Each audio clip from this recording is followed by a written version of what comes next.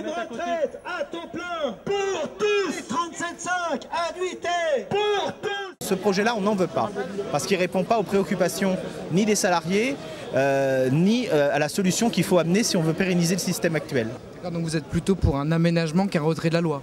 Et il faut une réforme des retraites qui soit pérenne et qui ne fasse pas payer que les salariés. Le discours hier soir du président de la République finalement nous conforte dans la nécessité de ces mobilisations, notamment pour préparer celle de la rentrée du 7 septembre, puisqu'il a confirmé qu'il ne bougerait pas sur cette réforme des retraites. Or nous considérons que rien n'est joué aujourd'hui, que nous allons continuer non seulement à mobiliser, mais maintenant aussi à intervenir auprès des parlementaires pour à la fois leur expliquer pourquoi nous condamnons cette réforme et pourquoi nous en demandons son retrait, mais aussi faire part des propositions que nous portons depuis maintenant des semaines. Aujourd'hui, nous travaillons différemment, nous produisons plus en travaillant moins et le travail est organisé autrement. Donc ce débat sur le travail, la place du travail, l'organisation du monde du travail n'a jamais été traité depuis qu'il est question de cette réforme de retraite. Parlons pouvoir d'achat afin de parler financement des retraites et je crois qu'on réglera déjà beaucoup de choses beaucoup mieux qu'en reculant l'âge légal de départ à la retraite.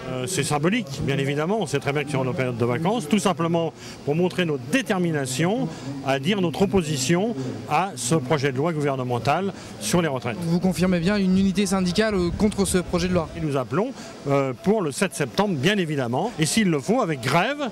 Après, les autres organisations syndicales, elles iront sur leur mot d'ordre.